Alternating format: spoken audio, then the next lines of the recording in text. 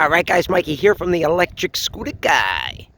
And guys, we're going to do a 1,000 mile review on my Dualtron Ultra 2. Wow, I already hit 1,000 miles. I haven't even had it for a year. I had it for about 9 months, maybe 10 months. And I only put about 1,040 miles on here exactly. 1,038 or something like that. And guys, I couldn't be more happier with this scooter. I really couldn't. My Kaabo Wolf Warrior 11 Plus is an awesome scooter, don't get me wrong. But they use very cheap bolts, very cheap screws. And if anybody owns a Wolf Warrior or a King GT Pro or a Wolf King or even a Wolf Warrior X, you got to change all the screws underneath the deck. You got to change the bolt that goes through the suspension that holds the suspension in, because they will shear off and break. And that's probably another reason why the Kaabo Wolf Warrior, it's a great scooter. But you say to yourself, how could the Kaabo Wolf Warrior be 10 times faster than, like, most other scooters that cost $6,000? But the Kaabo Wolf King GT costs about $3,600.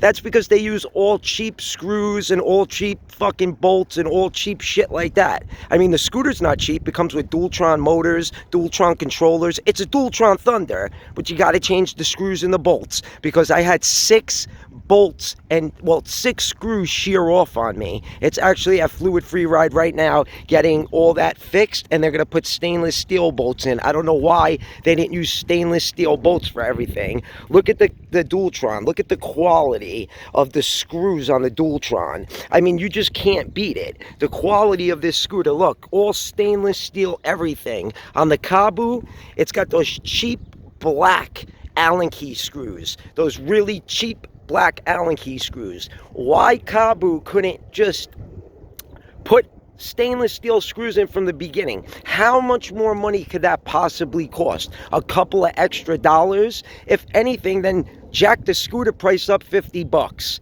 But I digress.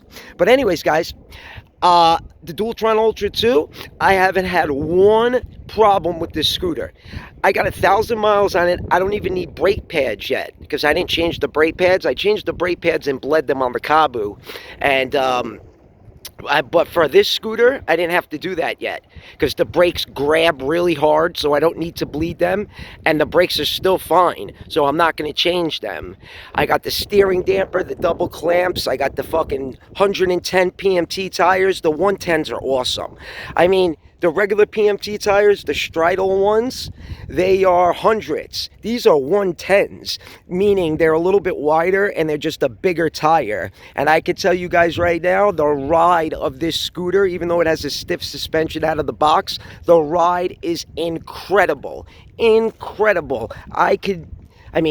I can't say I can't go back to the other kind of tires, because my Kaabo has those nylon tires on there. You know, the tires that come on almost every electric scooter, those nylon tires. But these are real rubber. But I figured with the Kaabo, the nylon tires look pretty good. Plus, I got the no-flat tires now put on my Kaabo Wolf Warrior. But the tires on this are definitely wider and thicker than the than the Kaabo, because the Kaabo, the tires are 90s. These are 110s, like I said, and the ride quality is just unbelievable. If you guys own a Dualtron, you have to put PMT tires on your Dualtron. You have to, because, I mean, not for nothing, the rubber heats up and the tire softens up, and it just handles so much fucking better than those hard nylon tires. And the tires don't really spin that much, because I know somebody who has those regular nylon tires on their Dualtron Ultra 2, and it just spins like crazy, just like the Dualtron Storm. The Dualtron Storm spins like crazy, not because it has more power, it's because of the tires. They're only 90s. They're a lot smaller and not as thick. Don't get me wrong, if I have the settings up on this thing, the tires are going to spin, but not much. So when I raced my friend on the Dualtron Storm, I ended up beating him, and he only weighed about 10 more pounds than me. I ended up beating him by like 2 scooter lengths almost. And I know the Dualtron Storm is like a 58, 59 mile an hour scooter. The Ultra 2 is a 60 to 62 mile per hour scooter, and I could attest to that because I got this thing up to 63, and I only weigh 140 pounds, and that's GPS. A bunch of signals triangulating to my phone, so it's very accurate. Plus, I paid for the app, so it better be fucking accurate. And I matched it up to my BMW, the speed on my BMW, and it matches up pretty much perfectly. But anyways, guys, if you're looking for a Dualtron and you don't want to spend an extra $600-$700, $600 on a Dualtron Storm, or you don't want to spend a couple of thousand on a fucking couple of thousand more on a Dualtron Storm Limited, which is a fucking lemon in my opinion, or if you don't want to spend, you know, that extra money and get the Thunder 2, this scooter right here is just amazing, and the build quality is unbelievable. You see the swing arms? A lot of the Dualtrons, the swing arms light up, which means that they're hollow swing arms. These are not hollow swing arms. This scooter's just made so much better than the Dualtron Storm and the Dualtron Thunder 2.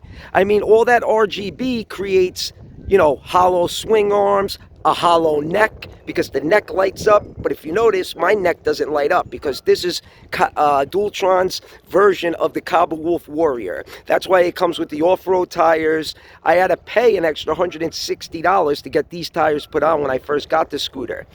But anyways, guys, I just wanted to make a quick 1,000-mile review on this electric scooter, and I have nothing, and I mean nothing, to complain about. The only thing was, when I first got it, it was making a loud creaking noise from here and a loud creaking noise from there. I bring it back to Minimotors, and they use some fucking black grease that they use on like boats and shit.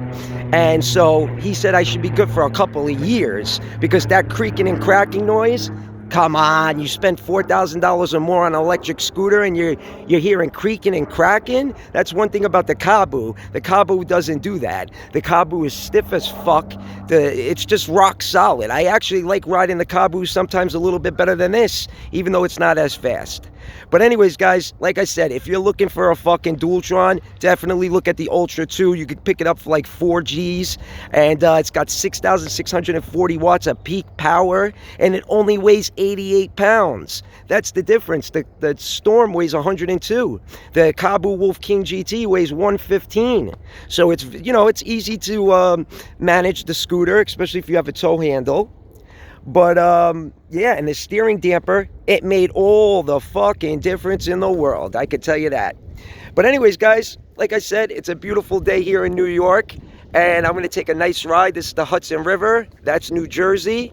I'm going to take a nice ride, about a 20-mile ride, just get my head clear.